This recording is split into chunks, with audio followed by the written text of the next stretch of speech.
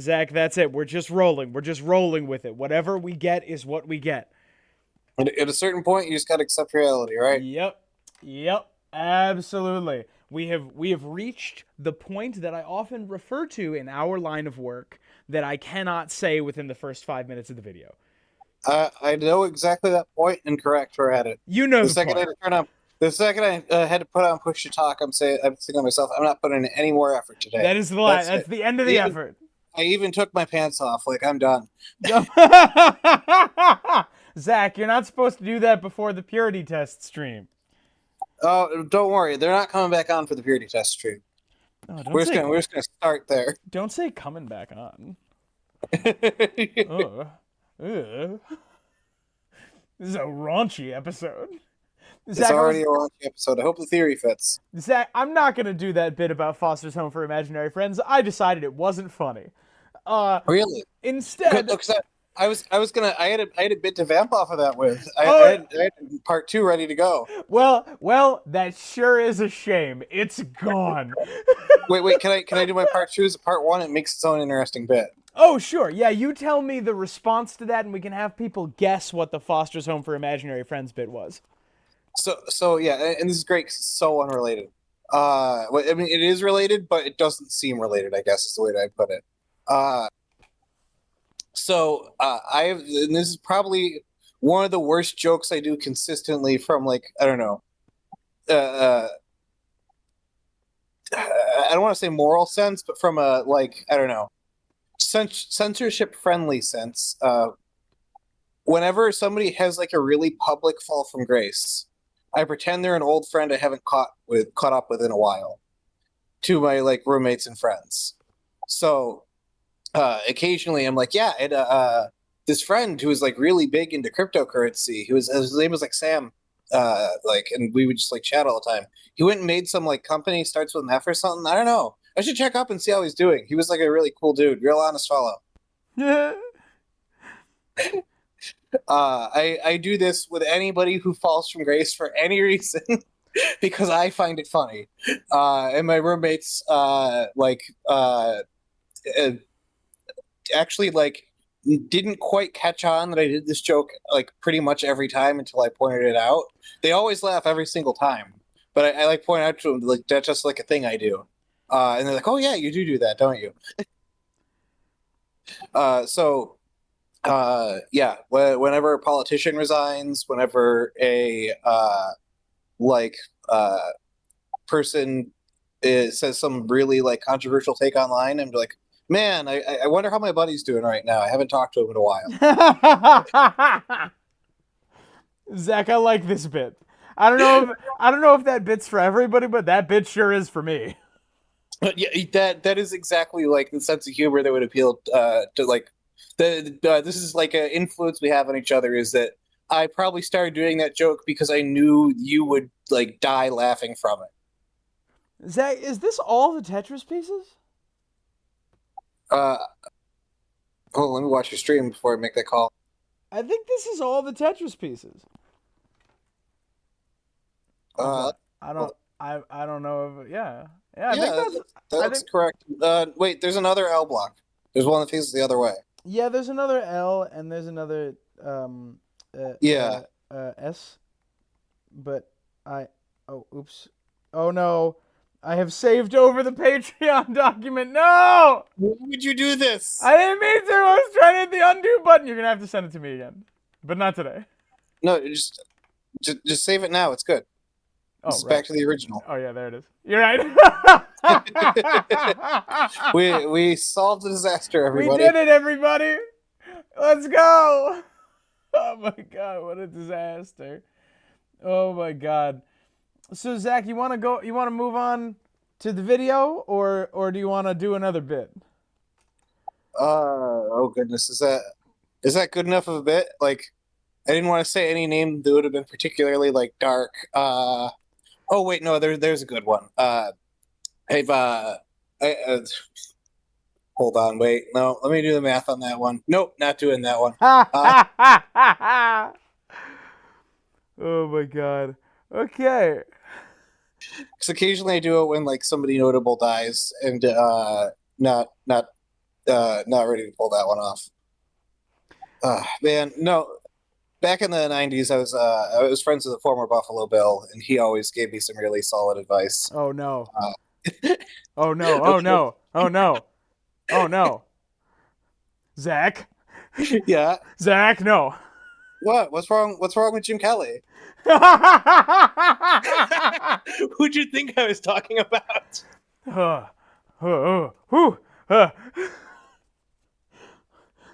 Zach, the juice is not loose.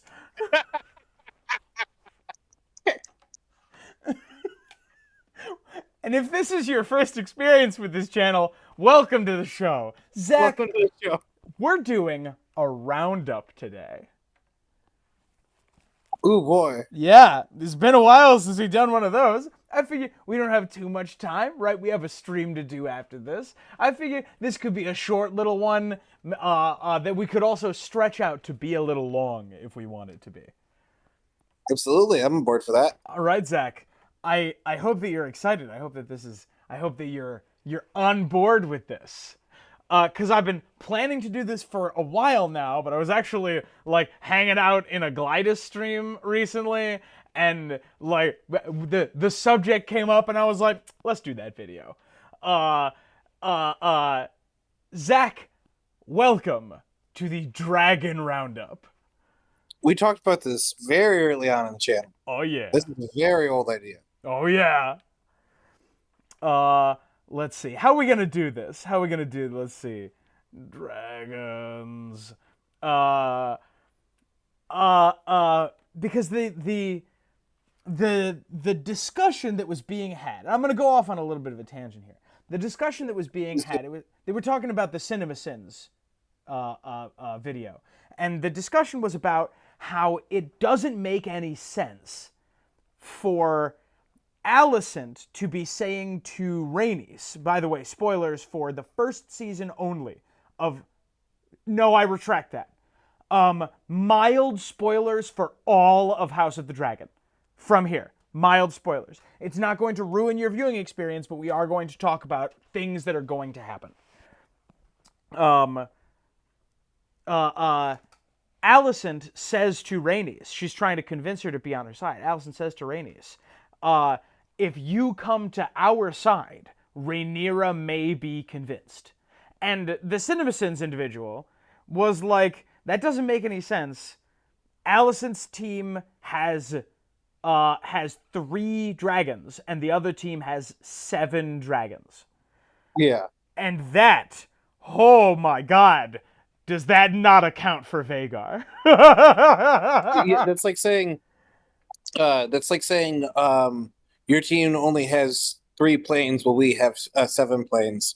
When their planes are like 1 fighter, several biplanes, and like a civilian like cargo ship, and one of yours is like a Harrier jet, like fully loaded up with all the equipment that one would want. Yeah, or like a B-52 bomber or something, just like not comparable. Yeah, like it's like that's like saying your swim team has 7 and theirs has 3. Yours is gonna win when one of theirs is actually Michael Phelps, right? Yeah, literally the best swimmer to ever lived. Fight me. Fight me. Yeah. No, don't fight me about Michael Phelps. I don't know anything about Michael Phelps. Fight me about Vhagar over the course of this video. Yeah. It's just such a like you can't say one dragon is equal to 1 dragon. Otherwise, the spoilers for the show fight we saw in the final episode would have been an even fight, and it never was. It's not an even fight. And what baffles me, dude, is they made that point. The CinemaSins people made that point during their review of episode 9. That fight, you know what? This is your last warning, okay? Your spoilers for all of House of the Dragon start right now. We're going to talk about it. We're going to actually explicitly talk about it. Arax and Lucerys fucking die. They get fucking devoured at the end of that show. Okay, they get devoured at the end of the first season because Arax is the size of like a Pegasus, right? And Vhagar is the size of a medium-sized mountain. It's not comparable. Though I did find one bit funny, the CinemaSins bit where uh they do media mashups at the end of every episode. Are you familiar with CinemaSins? I am. I'm not a huge fan, but I am familiar. At the end of the last scene they show at the stinger at the end is Arax being eaten by Vhagar to the tune of Cookie Monster. It's pretty good. Cookie! Nom nom nom nom nom. It was pretty good. Okay, so I think that is unreasonable, right? And we are going to characterize dragons in that fashion. These are going to be a dance of the dragons exclusively. We'll probably talk about other dragons, and maybe we can have that discussion in another video. But these are just going to be Dance of the Dragons. Why don't we just do it this way? We're just going to do Team Green, right? We're going to do Team Green, Team Black, and Neutral. Yeah. Team Green, Team Black. And I'm just making sure that these are like fitting nicely on the screen. Special thanks to our patrons, by the way, who you can see in the background, Yes, and who you can join by going to patreon.com/theinterestingnerdclub. Do we have new people who need to add to the Blackboard? I know we got more signups. I do not believe so. I believe that as of this recording, this is a complete list. Excellent. All right. Well, double check. Thank you to everybody. I'm about to draw dragons over your names. By the way, if you are a patron and you don't have your name on this board, I believe everybody except for the lowest tier are entitled to it. So please fill out the form. We'll get you set up. Yeah, and I want you to know that if you are a patron and your name is not on this board, it is intentional. It is because we don't like you. Well, usually I do a bit like that, and you at least give me like a chuckle, man. All right. Man, wow. Wow. Yeah. Sorry. Wow. Damn. Okay, fine. I'm sorry. I take it back. I'm sorry. No, just... Fine. Okay. Zach, hang on here 1 second. I had a list. I just had it up.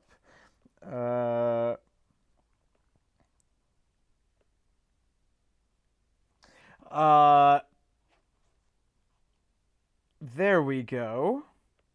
I'm so excited. There's going to be some weird ones. Some weird little ones that we're not going to talk about. So let me see. Do we have the... I swear I had it. Zach, riff for a minute. I got to find the list again. I don't know what I'm supposed to be riffing on, but let's... hey, everybody. Post in the comments how you're doing today. That's our riff. Just checking in, Good day, bad day.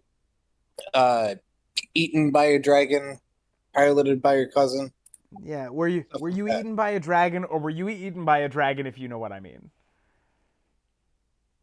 The two genders. Your uncle's the same age as you, but... Zeb just texted me, you want a nice multimeter. Zach, live, what am I saying back to Zeb? You want a nice what? Nice multimeter. I'm going to text back, is that a euphemism? Yeah, that's the correct answer. No, I don't like that one. I can't get people from the US to use 1 meter. How am I supposed to use so many?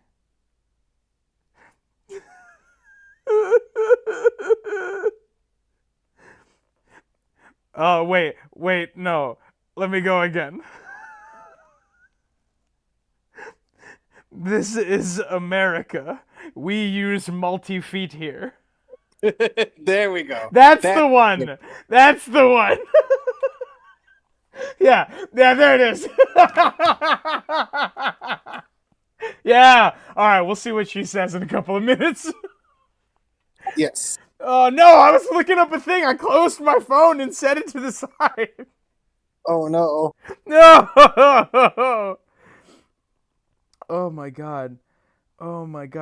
They have combatants, but not the dragons. Oh my god, I swear to god I found a list. Oh no. Zach, I need you to continue riffing. Oh no, I'm not prepared for this. Uh, I believe in you. so Okay, I don't know. maybe we just go to a wiki of Ice and Fire Dragons. Is that where I found it? Yeah, it should be under the dragons. Yeah, I would assume that that's going to have all dragons. But Yes, it you seem to does. find the ones that are contemporary to the dance of the dragons, the Okay. Targaryen Civil War, the uh, All right. conflict with the Aegon and the Rhaenys, and then a bunch of other people dying.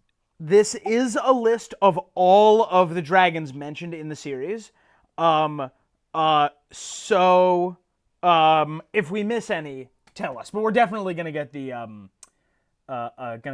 the broad points. Oh, Seb just texted back, never mind.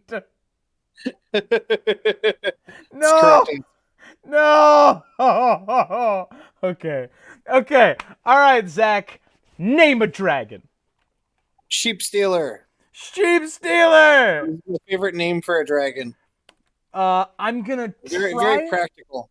I'm gonna do what I think I'm gonna do is I'm gonna open parentheses and do their ages, and then close parentheses. Um, it is actually easier to do their date of birth. Are we okay with that? Yeah, it's fine by me. And the Dance of the the Dance of the Dragons took place between 129 and 131. Am I remembering that correctly? I believe so. Yes, because Arax died in 129. Okay. So Sheep Stealer, I mean we can just do the math. We can just do I'm just going to do hang on. Give me a calculator. This is the kind of well put together nonsense you come here for. Ready? 129 minus 34. Never do math live on stream, everybody. I try not 95, to. 95 years old is Sheep Stealer. I am putting do you think I should put Sheep Stealer under neutral or other? Neutral. We'll go neutral. Maybe other. It's tough. I would Right. think. I think there's not enough others for to be a separate category from neutral. There is at least one other that's very important. That's true. You know what? I'll put Sheep Stealer here for the moment, and then let's talk about Sheep Stealer and the other wild dragons, and then I'll talk about my other weird one. Okay. So Sheep Stealer. Tell me about Sheep Stealer. Sheep Stealer. Steals sheep. I love Sheep Stealer. Sheep Stealer is tamed by nettles during the sowing of the seeds Yeah. in the Dance of the Dragons, which is extremely cool. But at the start of the dance, Sheep Stealer is wild. Sheep Stealer is wild along with Oh goodness, it's the. I want to say Gray Ghost, but that's not right. Gray Ghost. Absolutely. That wasn't the one that I was thinking of, but okay. Oh. Gray Ghost. Oh, Cannibal. Gray Ghost, born unknown. It is unknown how old Gray Ghost is. All right, let's see. Gray Ghost prefers to feed on. Yeah. Okay. Gray Ghost's age is unknown, though that might not be terribly relevant. You know what? We'll put the wild dragons over in other. That'll be fine. Okay, and finally, Cannibal. Good old Cannibal. Cannibal the Hannibal. Unknown how old Cannibal is either. Unknown hyphen pre-conquest.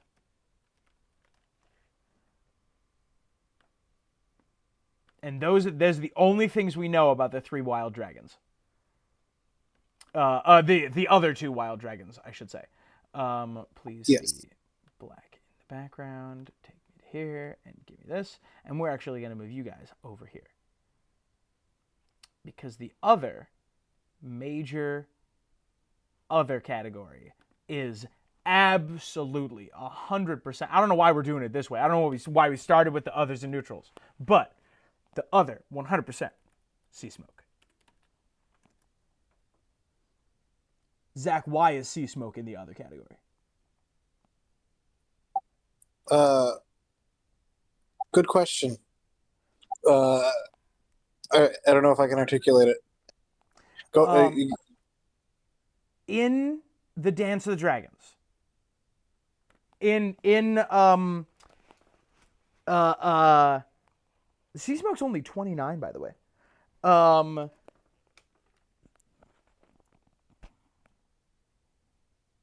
In the books, Laenor Velaryon is dead. Guaranteed. Yeah. We know this. However, in the show, Laenor Velaryon is still very much alive. Which makes it a solid possibility that we're going to see, as you mentioned in your what's it called again? I think that's the Lost Sellsword is the name of that theory. The Lost Elsa. Yeah, that theory, which is very smart, by the way, is that he will come back as a different person, possibly Adam Valerian, or his partner might be Black Trumbo, or he might be Black Trumbo. There's a lot of people he could be. But I love the idea of him coming back as one of the sellswords because like he's got to come back because mild spoilers here. Sea smoke becomes important. yes, Sea smoke is a player in the Dance of the Dragons, and he is not ridden by Laenor Velaryon, because Laenor Velaryon is notably dead. So is his rider going to be Laenor Velaryon, and are they just going to change that? That'd be interesting. Are they going to make Adam of Hull just an only child? Or Alan, whichever one. Or what are they going to do? Right? How are they going to do that?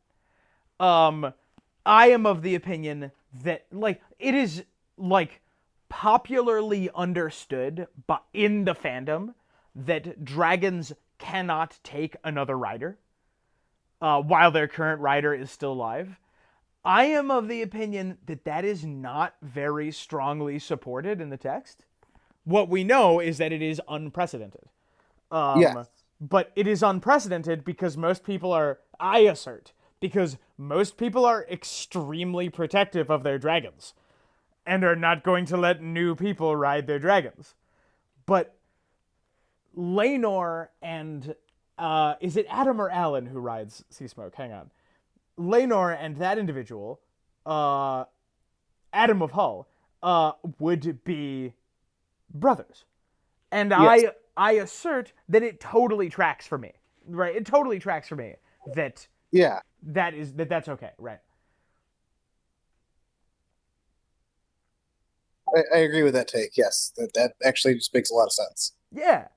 Like it's got to be somebody the dragon would be comfortable and familiar with. And if you have a brother out there who looks a lot like you, grew up in a very similar area, probably speaks very similarly, that would probably to a dragon be like, oh, this is someone I recognize. It depends on how serious the like bond mentally between dragons and riders is, which the show seems to imply is fairly significant, but we don't know for sure. But like if it's fairly significant, we are discounting the possibility of like I don't know how to phrase it, like permission on the part of Laenor. Laenor can come back and say to Sea Smoke, "No, it's okay. I can't Yeah. be there for you anymore. But and you can move on without me." Yes, And that's like kind of moving actually. I agree. Yeah, that is very moving. Right? They're not pets. They're individuals. They're people. They think and act on their own. And they have psychic ties to their riders, but like You know, it's not like Ghost can only be warged by John. No, yeah, exactly. You know, like the psychic connection, like Bran wargs into Ghost plenty of times, and they are brothers. Um, Bran wargs into Bran has a psychic connection with Nymeria and with Grey Wind. Um, and I don't find it as much of a problem as a lot of people in the fandom do. Yeah, exactly. I don't think it's outright impossible. And if it is, like, I mean, we'll find out, but it doesn't seem to be supported by anything that it is literally impossible. Yeah. That it's difficult, sure. What we know is that it hasn't happened in the story. But like there's only been like we're going to go through more than half of the named dragons. And there's really not that many. All right, Zach. And you know what? If it doesn't happen, like Lanor dies, and that's fine. Whatever. If Lanor dies, Lanor dies. Zach, name a dragon. For $1, name a dragon. Let's do Vhagar. Yes! Yes! Vhagar. Vhagar, who was born in 52 BC. My God. 129 plus 52 is 181. Jesus. The size of a goddamn mountain. Oh my God, she's so scary and I love her so much. She's so big and frightening. Oh my God, she's so cool.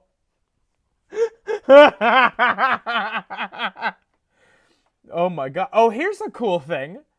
I'm looking at the books where Vhagar appears and how it goes, like the world of ice and fire mentioned, fire and blood mentioned. She is mentioned in 4 of the 5 Game of Thrones books plus the Winds of Winter. Wow. Interesting. Huh. Okay, cool. Vhagar's 181. Vhagar, and this is the problem, right? Vhagar is the problem. Dragons basically never stop growing as long as they're not constrained. And Vhagar is a problem. If for anything that Team Black wants to accomplish, Vhagar is a problem. Yeah, immediately you run into the issue of Vhagar. And it should be noted that pretty much all the major military successes that in Fire and Blood, the book, happen when Vhagar is elsewhere. Yup, they occur because Vhagar isn't there. Like having the Maxim gun is only really good when you have more than one and they're all over the place. Yeah. When you only have one Maxim gun, when you only have one atomic bomb, when you only have one B-52, whatever analogy you want, it can't be everywhere all at once, and then the actual war happens. Yeah, not to say that given the choice, I wouldn't take the Maxim gun. Right, I would. But having exactly one nuclear, having exactly one like napalm-enabled plane is an extraordinary advantage, but not an infinite one. Vhagar can only move so fast, right? And she opens Team Green up to counterattack whenever she moves from a strategic position. Zach, name a dragon on Team Black for me. Name what? Name a dragon on Team Black for me. Let's see. Let's go with. Goodness. Blanking on names here for a second. Oh, I got one for you. You want a dragon? I'm bad at dragon names. Hold on. Let's go with Syrax. Oh yeah. Oh sure. Absolutely. Again, not the dragon I expected to go with. Maybe it should have been. Where is Syrax down here? There we are. Oh, we don't have an age on Syrax. It does say that Syrax was ridden only by Rhaenyra Targaryen. So let's see if we can find an age on Rhaenyra. I also don't have it. Oh yes. Wait, hang on. Maybe I'm just wrong. Yeah. Okay. So Rhaenyra was born in 97 AC. So I'm gonna give Syrax an age of around 30. That sounds good to me. That just sounds correct. Because most of the time, dragon hatchlings are presented to children, so they were young around the same time.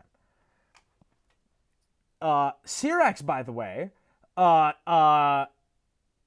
is again here we go. Spoilers on future seasons of House of the Dragon and Fire and Blood. Syrax literally doesn't do a thing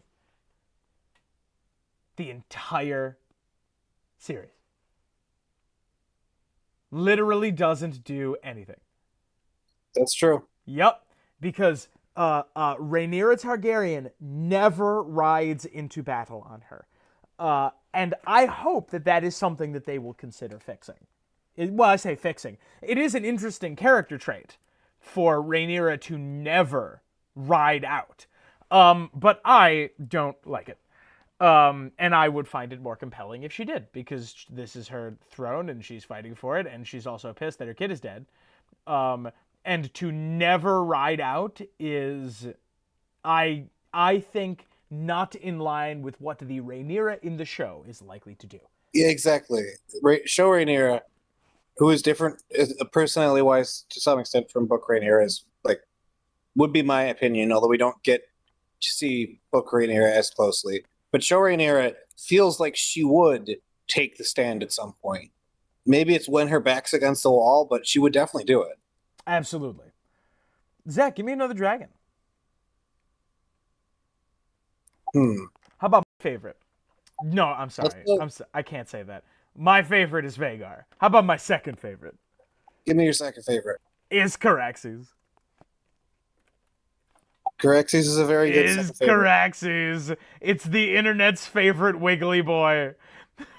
The good old demon dragon. The big weird ass wiggly worm.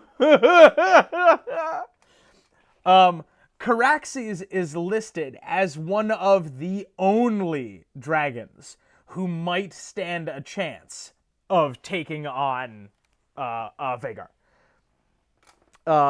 Vhagar is just so powerful that only the oldest... Look at this. The oldest dragon on Team Black. Wait, hang on. Are they the oldest? Hang on. I gotta see if Melee's is older. Yes, Caraxes is older by a few years. And you know what? We'll throw in... Sure, let's get her in here. Meleys. Melee's, who is 55.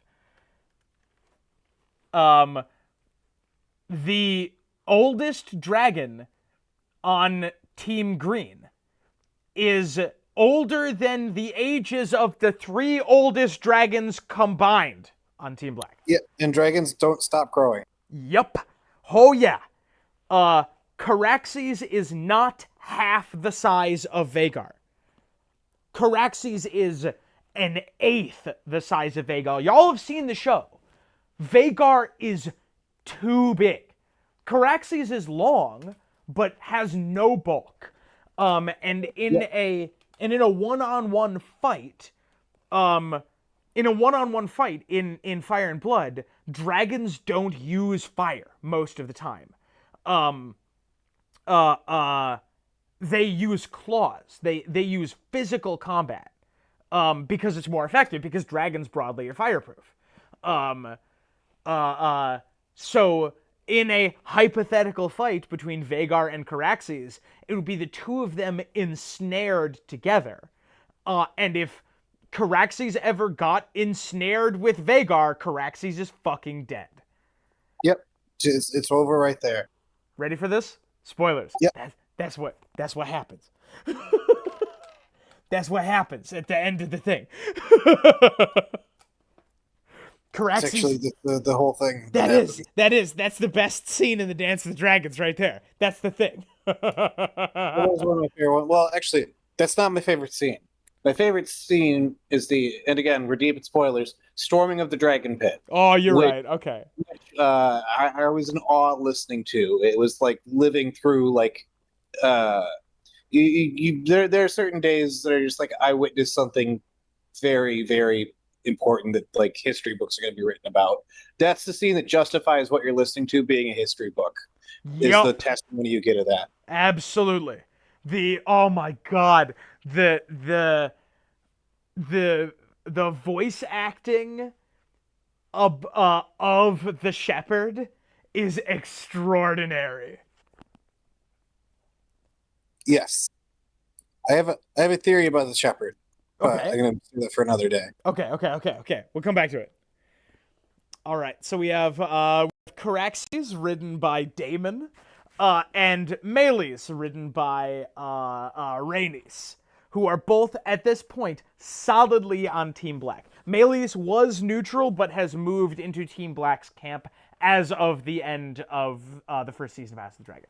I would have put her neutral if they had ended the season a little earlier, but she's squarely on Team Black. Yeah. Yes. All right. Who else we got here? Zach, you want to name another dragon? Let's see. Let's hop back over to Team Green. We got like the star. We have like the star offensive line from Team Black right now. Let's get the offensive line for Team Green. Then I know we're that gonna need. Vhagar is the entire offensive line, but there are supporting characters.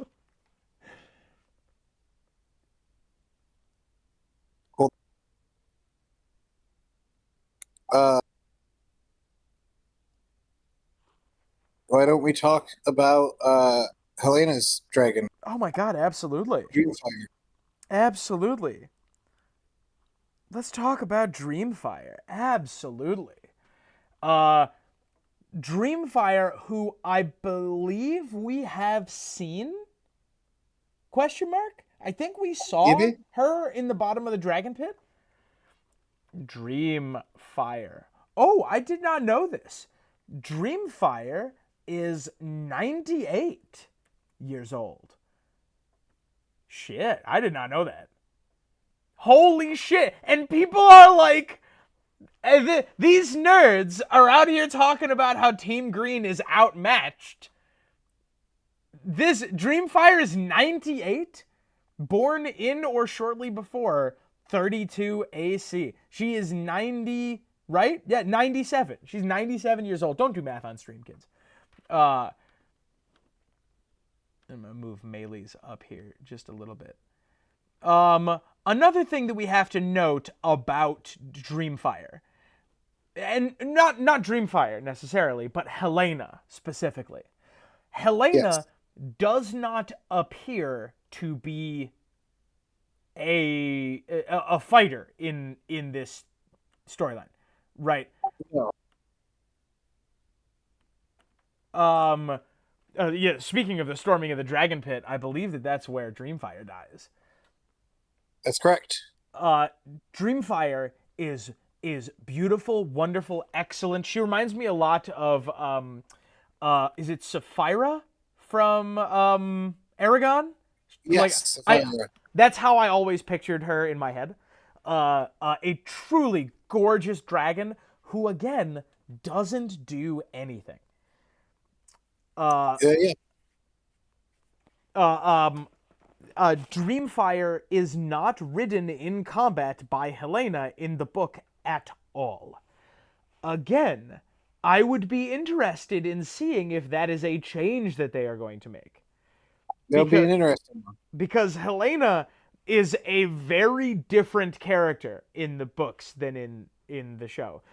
Yeah. Which is to say, in the books she isn't a character. Things happen to her, Yes. which is kind of the point. There are certain characters who are consigned to a fate the second the conflict breaks out, and she is one of them. That's an interesting turn of phrase, considering Helena appears to be a soothsayer. Consigned to her fate is an interesting way of putting an interesting way of talking about Helena. That actually kind of makes sense to me as to why like they went for that depiction. Is the reason she can be so like distant, kind of emotionally detached, is because she kind of has a sense of where things are going and it's not going to work out for her. Yeah, she may not know the specifics, but she doesn't need to, right? Yeah. All right. Okay, you ready?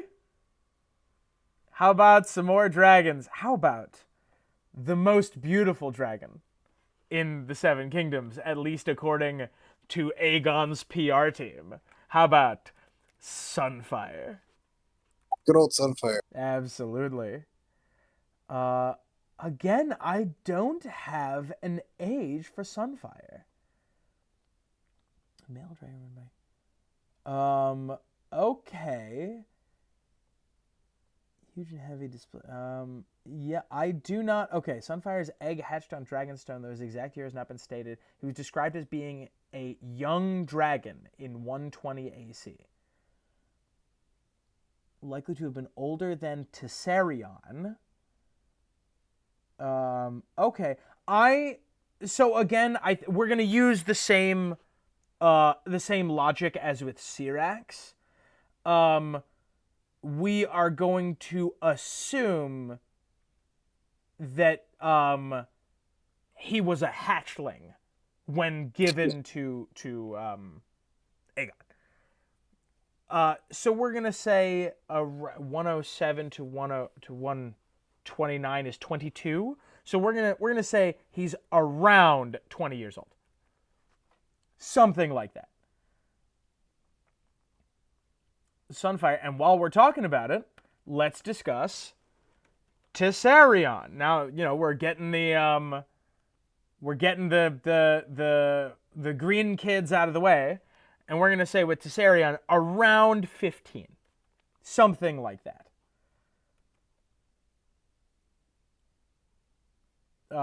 Right? I have the right dragons. Yeah, that sounds correct to me. Tessarion is sugar honey iced tea. Hang on, what's the name of that? What's the name of the kid? Daeron Targaryen. The individual who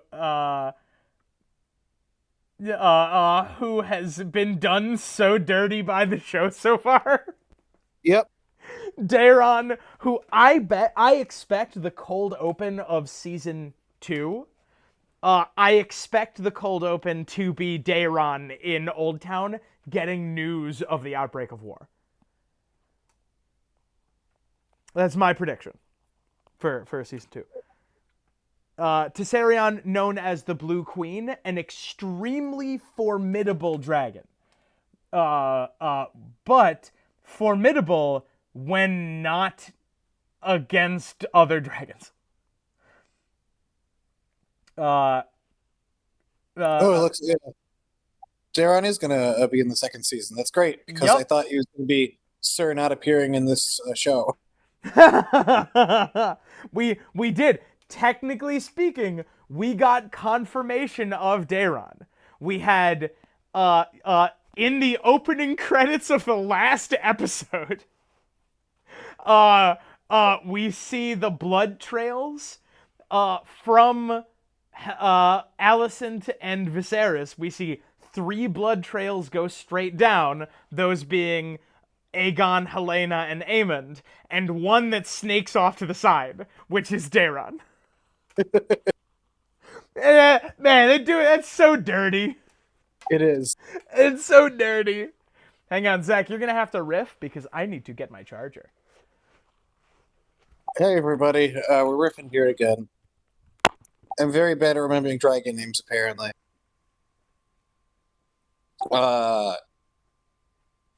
We have some catching up to do on Team Black. Wait, yeah, Black, not green. There's more dragons there. Also, Tom put one in other that should probably be a neutral. I'm sure he'll move that over on battery. All right, that was my riff. Hopefully, Tom is back and ready to go. Maybe.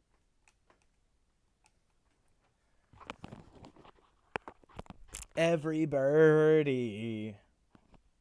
Bird. Let's get nerdy. Bird. we went in different directions with the joke, but that's fine. Yeah, I love Tessarion. I think Tessarion, like the description of man, Daeron after middle of the war, right? Everything is smoke and darkness. Daeron becomes like the de facto leader of Tumbleton after the Battle of Tumbleton and starts to actually command it. He becomes Yeah. like a real political leader, and I think that's really cool. Anyway, uh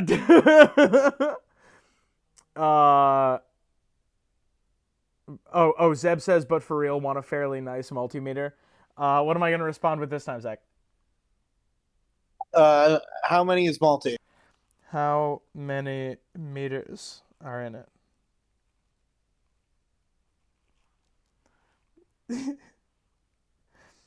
I won't take it for less than 10. Also, no, thank you. Okay. This video is a disaster. Why are you still watching? Get out of here. Okay. We continue in. Zach, more dragons. More dragon. Yeah, I think, we have some Team Black to continue, yes? Maybe? I think so. Oh, hell yeah. I did just say that to our audience that we were way behind. And now I'm just being quiet about it. Way behind whom? On Team Black as compared to Team Green. Granted, there's a lot more on one team than the other. That is true. I would still say the forces are pretty equally matched, but okay, we're gonna have to again, we're gonna have to do some creative bookkeeping here. How about Moon Dancer? ooh, Moon Dancer, who is the dragon of Baela Targaryen.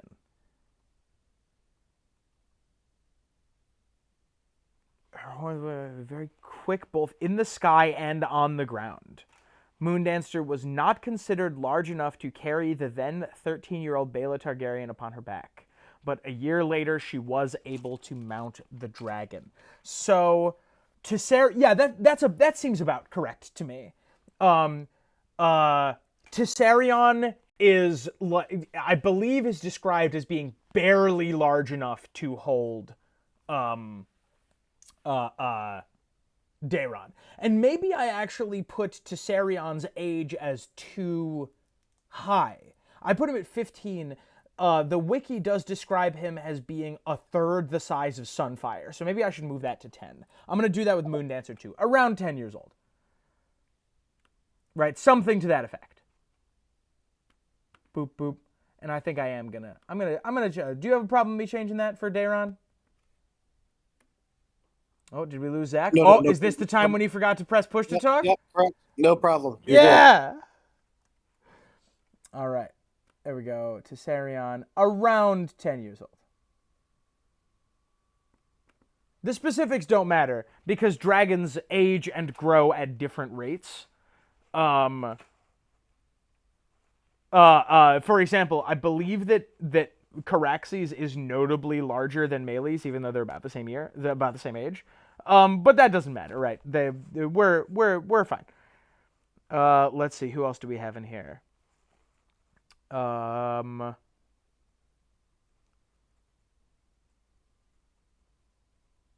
No, not Quicksilver. We got more. We got more in here. Help me out, Zach. You want to move on to... No, let's finish out Team Black before we move to the neutral dragons.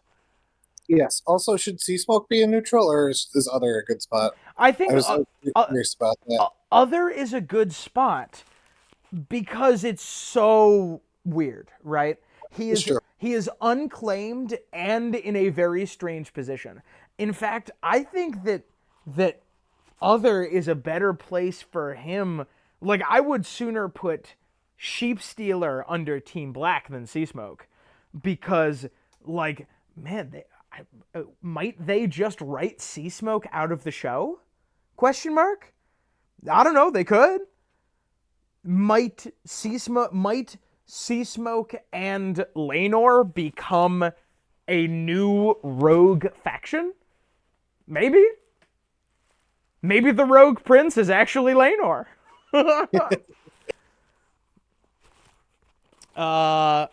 What do you think of Vermax? Vermax, who is written by Jacaerys, Yes.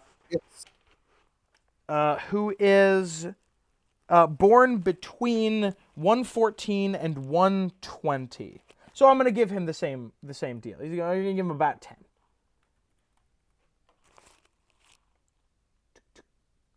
There we go. And of course, Arax, who I believe is the same age, or something very close to it. Arax, born between 115 and 120. So yes. Vermax, if you believe some accounts, lays eggs in Winterfell also. Oh yes, of course. Yeah, let's talk about these two because they're very interesting characters. Vermax belonging to Jace and Arax belonging to Luke, I think. Vermax is sent on a diplomatic mission north to the Vale and then to Winterfell, and Arax is sent on a diplomatic mission south to Storm's End. We have not seen in the show yet what happens to Vermax. Arax gets fucking eaten. Oh, so I've actually done this incorrectly. What we should do is Arax deceased. Yes. The first dragon casualty of the Dance of the Dragons.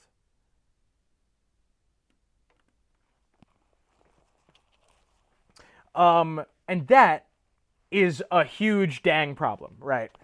There's a huge problem for Rhaenyra and Team Green, because as evidenced by Tessarion later, a young dragon is extremely effective against ground troops, almost like universally effective. Right? You need to get a real nasty shot with an arrow to take out a young dragon and a young rider.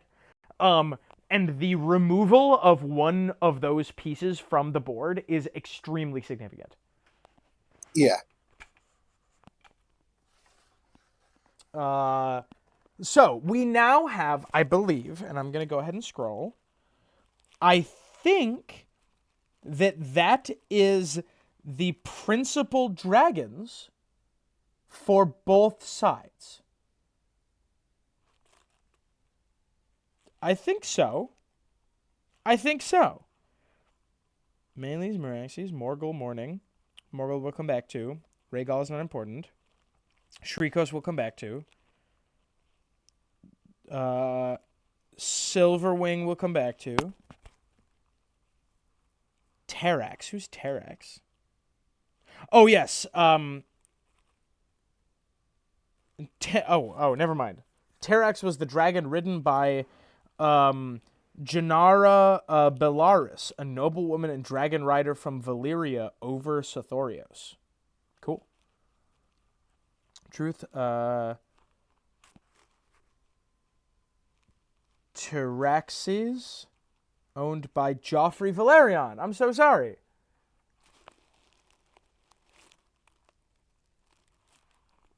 Tyraxes.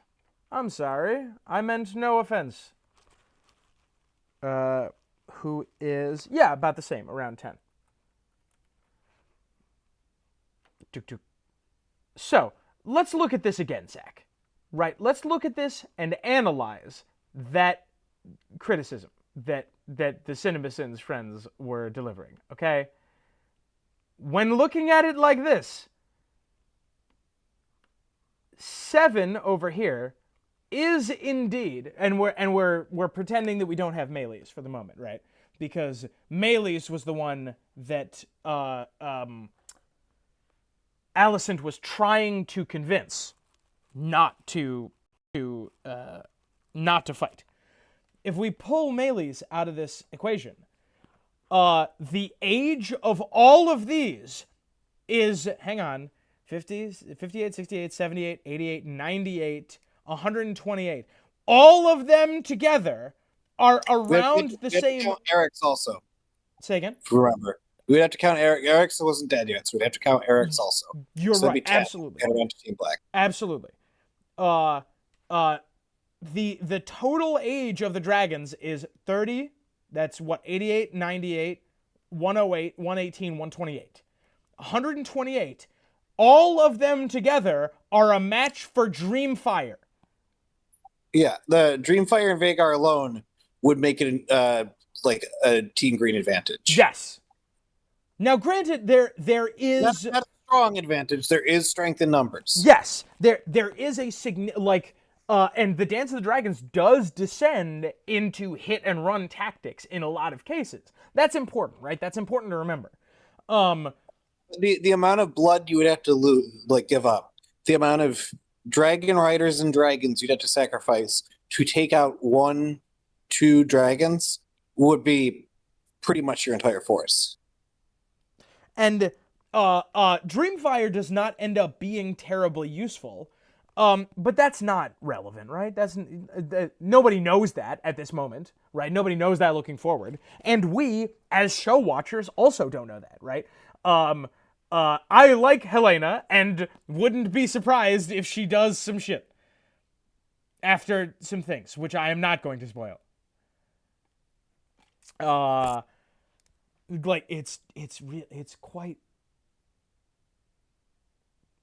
It's quite a dismissive sentence to say that 7 is greater than 3, right? Yeah. Because and on top of that, right, the CinemaSins person was counting Sea Smoke. Yeah. Whose rider is dead. Yes. Ish. Dead-ish. Ish. Now, I could forgive that dragon, yeah. As an aside, I could forgive someone who hasn't read the books for assuming that Laenor is going to come back during the war. I could forgive someone for thinking that. I could forgive someone for counting Sea Smoke as a member of Team Black. Yeah, I agree. That's if you haven't read the book at all, okay, well, he's got to come back, right? Is your first thought you're going to have. Yeah, exactly. Zach, let's talk about some neutral dragons. You want to talk about some neutral dragons? Sure. No, I remembered why I had the other. I am going to move these guys back over. Because the baby dragons need to go in the other category. Well, you know what? We'll see. We'll see in a minute. Because we're a little tight on space here. For the moment,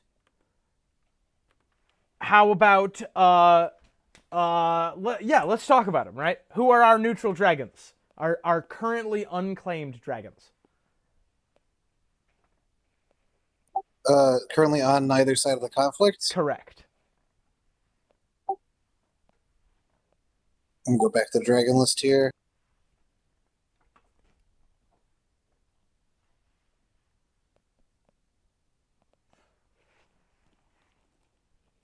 You want me to hit you with a pair? Well, this is yeah, hit me with a pair. Oh, it's no, wait. I'm about to say something might be wrong. Oh, please. No. No one's listening. I'll let you say it instead, and then I'll just say that's exactly what I was about to say. We have Vermithor, who is 95, who was the mount of the old king. Yep. That's exactly what I was going to say. Also, damn it.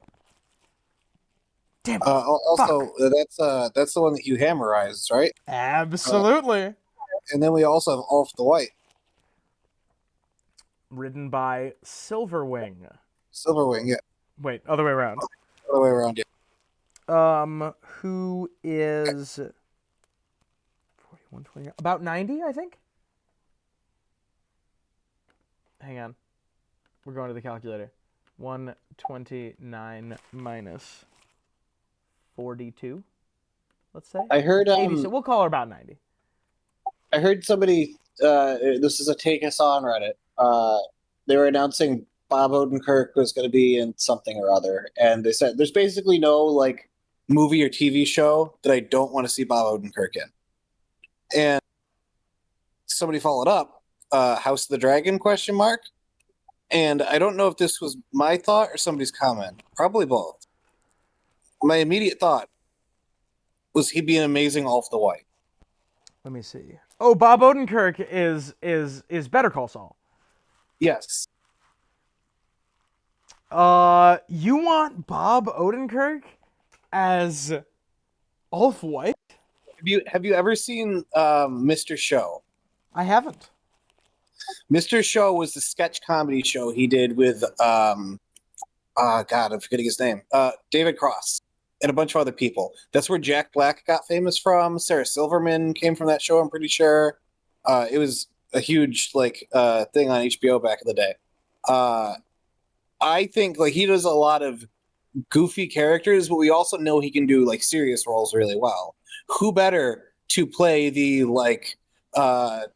screw up drunk who then plans a betrayal and messes up the whole war? Spoilers. Spoilers. Yeah. Oh my god! I just imagined Bob Odenkirk doing the scene where he's after Ulf White has died, he is I'm sorry, after Hugh Hammer has died, he's swaggering through camp and he says, "I am the king now. Let's march. You can have the city. I'll take the throne." And that's a very fun line for Bob Odenkirk to do. Yeah, exactly. And I feel like it's a different character than he's played, but he's been a natural fit into every role, and he just has this really strong charisma to him that Ulf would need to get the position he's in the first place.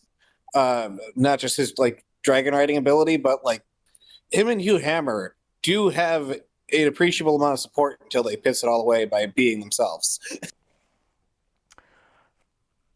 Man, I love this series so much. Yep. Okay, all right. If Hugh Hammer and Ulf White were competent in politics, one of them would have been on the throne. Okay, so we have Tyraxes. All right, we're done with Tyraxes. We now have a couple of people that we need to go through, right? We have a couple more that we need to talk about. Because they aren't going to be relevant to the war, but they are going to be relevant to the aftermath of the war. Storm Cloud. Who... All of these ones that I am going to list are hatchlings. They're very young.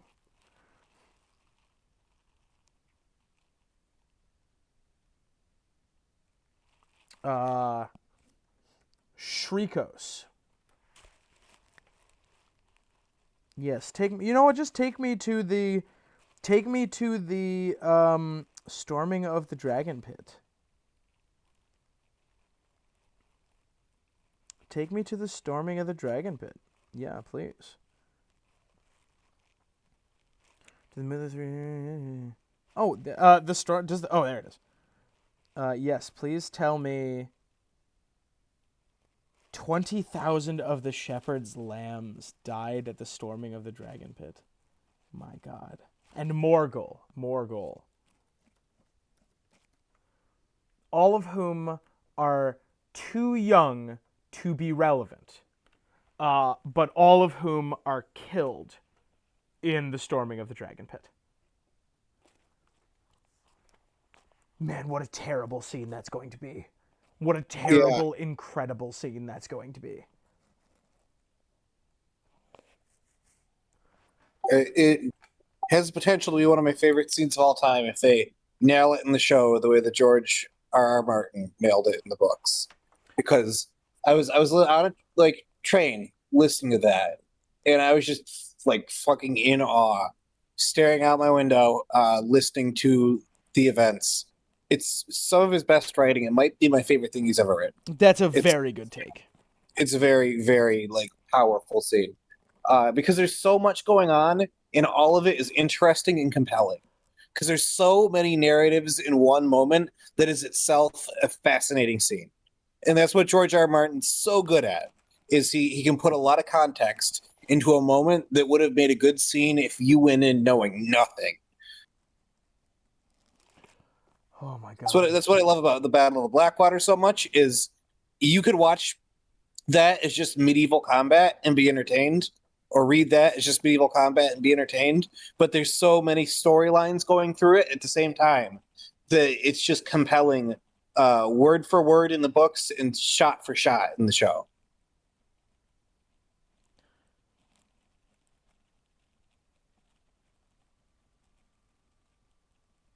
And the storming of the dragon pit is going to be one of those.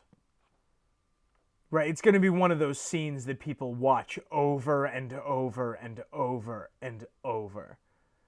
Yes. Oh my god. I'm so excited. It's going to be so good.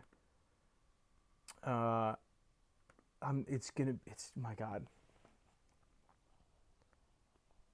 So let's discuss some of the motions, right? This is the real spoilery part of the video.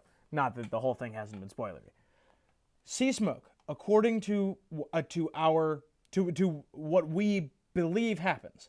Sea smoke goes over here. Arax is dead. Sheep stealer goes over here. Vermithor and Silverwing, ready for this? They do one of these. Boop. That doesn't look as fun as I wanted it to look. How am I gonna depict? Got to be some push to talk again. Ha! Vermithor and Silverwing. It's an extra like column, I think, because they're not really on Team Green. They're like co-belligerents at a certain point. Yeah, because they sort of become their own. Hugh want Aegon to be king. They just want Rhaenyra to be dead, and then they're gonna take the throne. What a great take. I think it is also reasonable to do one of these, given our understanding of the books. Right, I've crossed out Dreamfire because Dreamfire is non-combatant for the entire story. Might that change? Absolutely. Very, very well could. I think I'm going to do the same for Syrax, because Syrax is also non-combatant through the whole story. So, and this right here, this is the lineup, right? The lineup is, and this is what really pisses me off about the 7 is greater than 4 argument, right? 7 is greater than 4. However, first off, it was, I think 7 is greater than 3 because they just like didn't look up to Sarion because the war hadn't started yet when they were making these takes. This entire discussion that we're having, Caraxes plus Melees plus Moondancer plus Vermax plus Arax plus Taraxes plus Sea Smoke plus Sheep Stealer are all the, like, what is that? 1, 2, 3, 4, 5, 6, 7, 8. 8 individuals. 8 dragons. Aemond and Aegon 2v8 them all. The entire war. Yeah. Vhagar is a problem. The the other dragons don't really like Tessarian definitely like sees use, but not until the war is very much in its maturity. It's not decided, but goddamn if it isn't close. Like you can start to see the writing on the wall for what the outcome's going to be before Tessarion sees any combat. Vhagar and Dreamfire, or Sunfire rather, carry Team Green through most the war. Yeah, and it's not the battlefield expertise of Kristen, I don't know how to adequately handle human relationships, Cole. It's just Aemond on Vhagar that keeps the war alive. And Tywin Yeah. Lannister. There's other things going on, but there's also a strong desire to keep direct confrontations to a minimum at many points. There's also arguments over sieges versus assaults. There's plenty of other things that keep the conflict going, and there's constantly changing allegiances and people being bad at politics, which is probably the biggest. I would say, never interrupt your enemy while they're making a mistake is Ah. one of the biggest factors of the Dance of Dragons. Dance of the Dragons. Zach, is there anything else you want to talk about? That's kind of our show. Yeah, that is kind of our show. That pretty much covers all of it. Those are the dragons that are going to be in this conflict. I'm not an expert on dragons, so I might not have been super useful this episode, but hopefully my expertise of good foreign policy with dragons uh, is appreciable here. Is there anything else you want to chat about the dance, or any other angles you want to give on the take that 7v3 or 7v2 or how much it was? One more point of interest. Many people believe that Dreamfire is the parent of Drogon, Rhaegal, and Viserion. This is a very common theory that isn't confirmed, but I believe is heavily implied.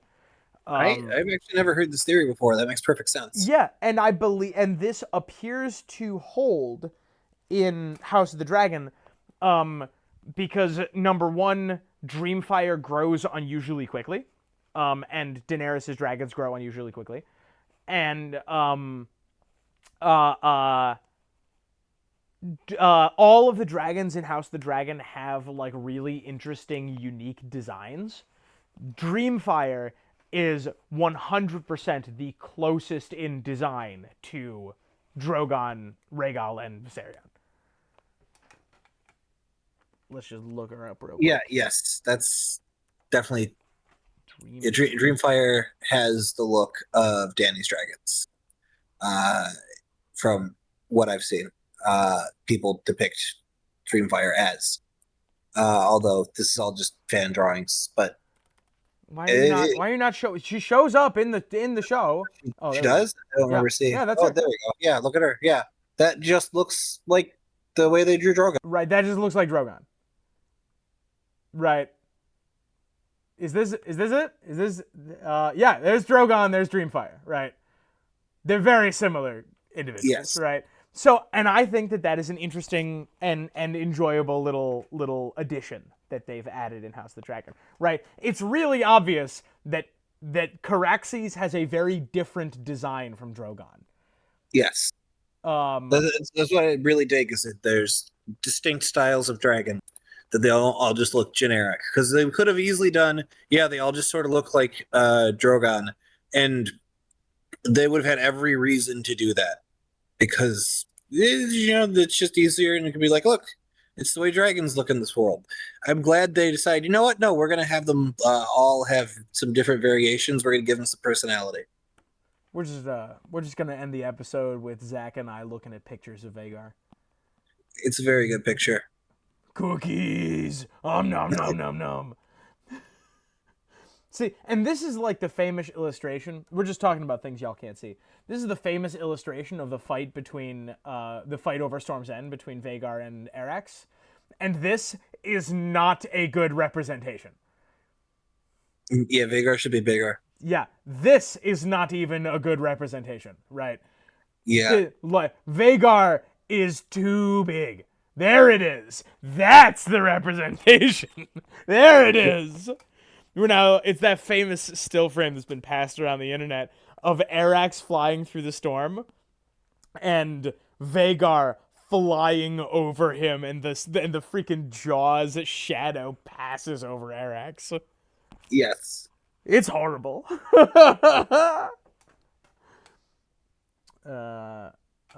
Vhagar eats Lucerys.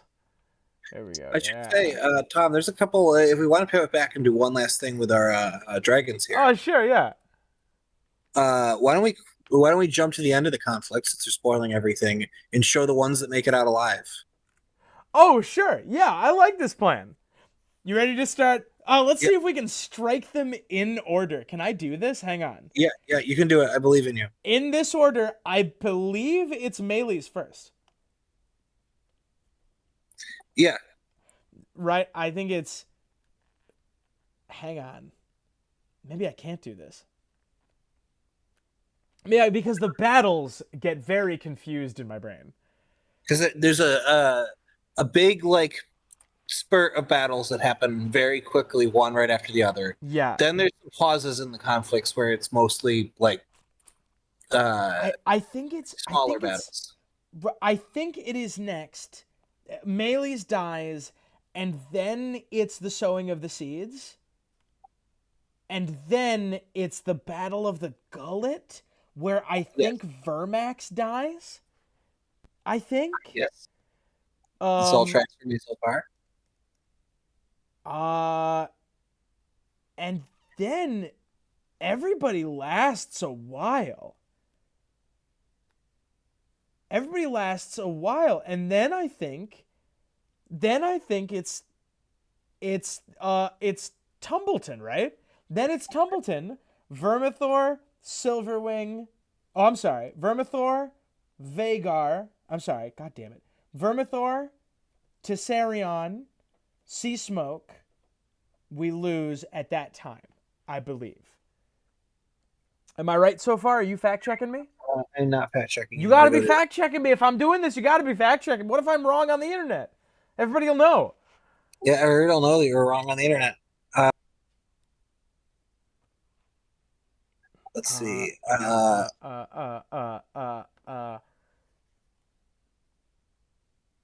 Right, done it. Hang on. It's possible you're merging Tumbletons also. Yeah, I am merging Tumbletons. Do dragons die between Tumbletons? I think they might. Hold on. And then I think that next it is the storming of the dragon pit. Because Sunfire gets knocked out of commission but doesn't die at one of the battles in between. Maybe at the battle with Melee's. Okay, yeah, battle at Yep, just catch up to where I am. Yeah. Hold on.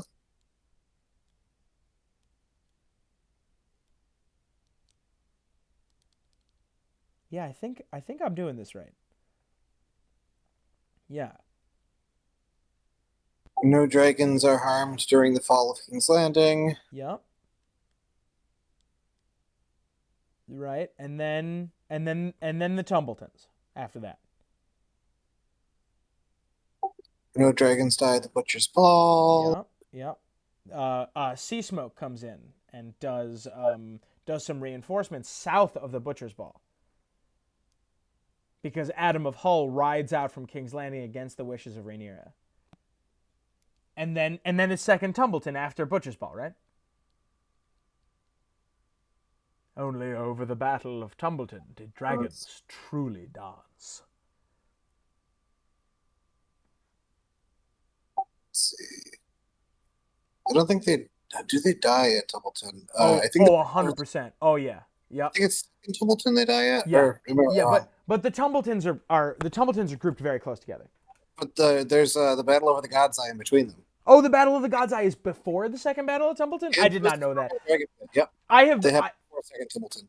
wait, they both happened before second Tumbleton? Oh, Yep. okay. That was the confusion in my head. I thought that it went second Tumbleton, then Dragon Pit, then God's Eye. So let's just do them battle by battle, right? We have so I'll undo here a couple times. We're undoing. That's where my confusion was. Yeah, that's exactly how it plays out. Okay, we're undoing second Tumbleton. So Vermax died over the gullet. Syrax is still alive, ignore that. Malleus is dead in the fight with Vhagar and Sunfire. And Dreamfire is still alive, ignore that too. So, Storming of the Dragon Pit is first? Or is it God's Eye first? Say again? God's Eye is first. God's Eye first. You ready for this shit? Vhagar is fucking gone, and so is Caraxes. It's so, like the most anime ass scene you've ever seen in your life. This motherfucker, who is now like 55, like does this like BLJ leap off the back of his dragon and stabs Aemon through the eye. It's so good. Yeah, it is. It is very good. It's awesome. All right. And then he successfully does a black flip off of his dragon as it falls into the water.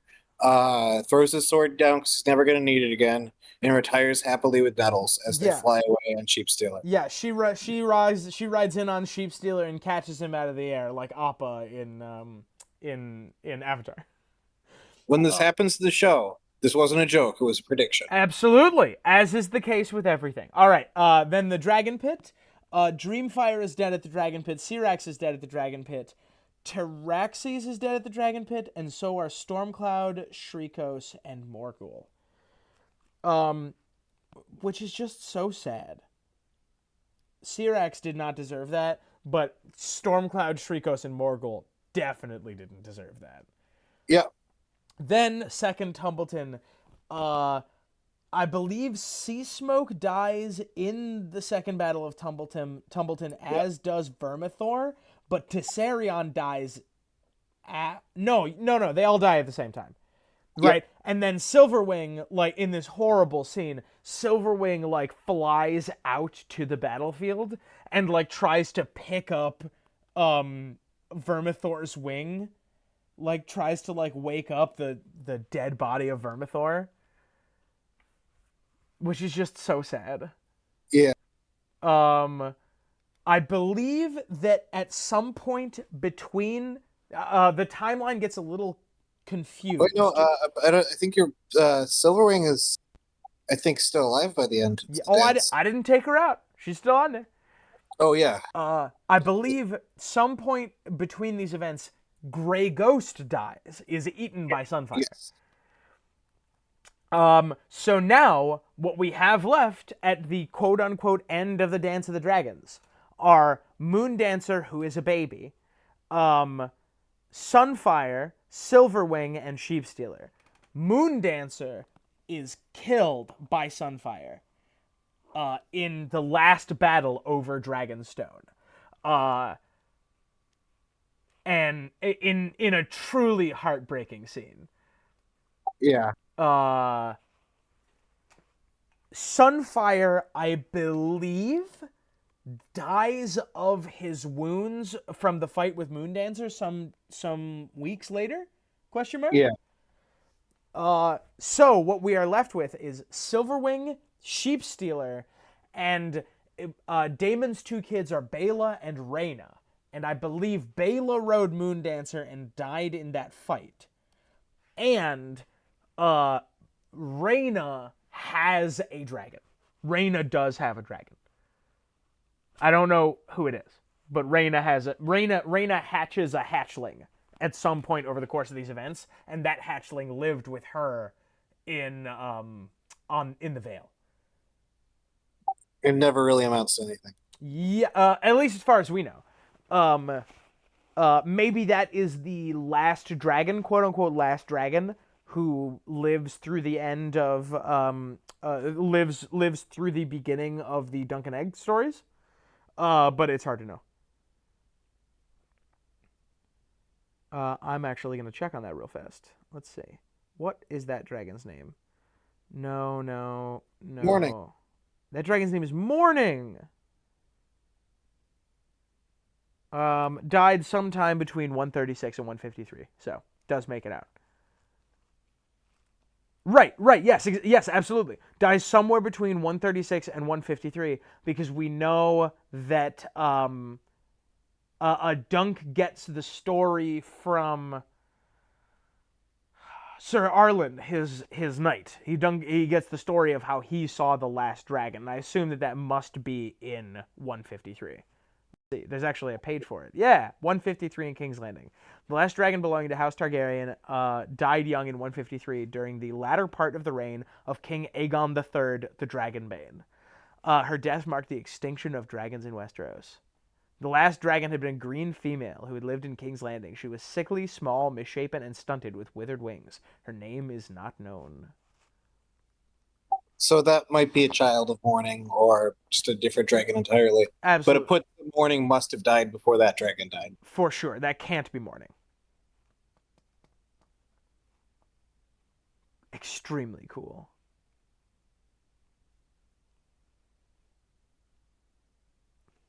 All right. Sick. Fantastic. All right. So Silverwing and Silver. What happens to Silverwing? What happens to Silverwing? We don't know. That's the fun part. Silverwing, I know, goes and like lives on a lake, right?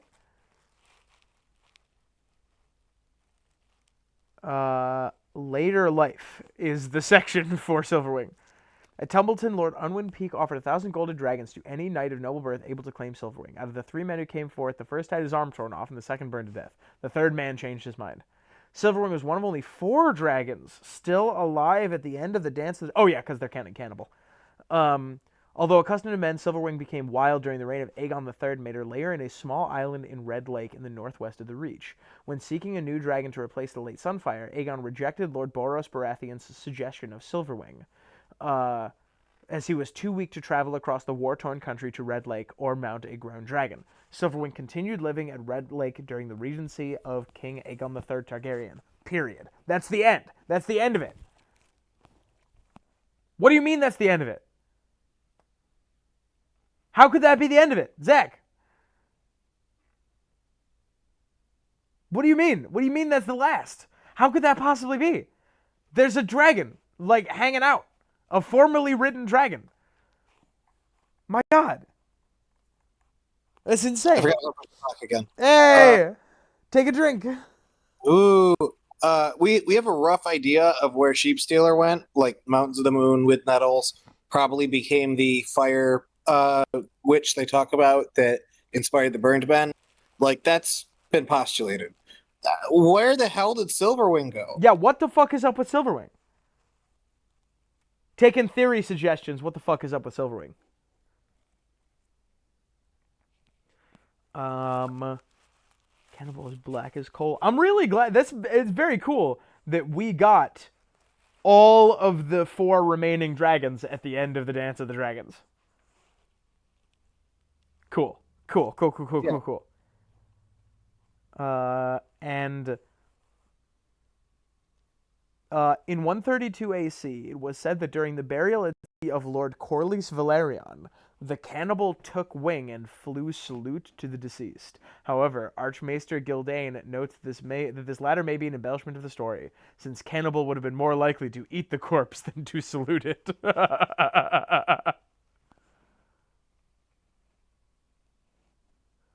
Sometime after the end of the Dance of the Dragons, cannibal vanished. Very cool. Zach, I think that's our show. I think so, yes. Thank you very much for joining me in this endeavor. I actually had a very good time. Yeah. It was fun reliving this book again. I think I'm going to put it at least the Storming the Dragon Pit, I might give just a re-listen. I don't know if I can go through the whole thing again, but I'd love to rehear that scene. It's extraordinary. You know what? Maybe we should do like a storming of the dragon pit little video. Because like there's so much theory to be mined out of it. There's so much theory to be mined. Like there were definitely like, as I've said many times, there like any conspiracy with more than X amount of people would fall apart and leak out. But I think one of the things that you can do that, like we've seen through our time, is have a small conspiracy of people who do something to get a large group of people like worked up to like incite a riot or stuff like that. That happens all the time. Like that's something small. You can keep a small conspiracy going to cause chaos and then let the chaos take over. And controlled chaos is exactly what I would use to describe the storming of the dragon pit. They had no control over who showed up and what weapons they brought and what exactly they did when they got there, but they had objectives in mind and they accomplished all of them. Zach, if what you're trying to get at is that Howland Reed is the shepherd, you can just say so. Yes, Howland Reed is the shepherd. The shepherd who mounts the world. And Laris Strong is the High Sparrow. Yeah! Yeah! Yeah! And Harwin Strong is still alive! Harwin's back, baby! Harwin's back! Zach, goodbye. Bye!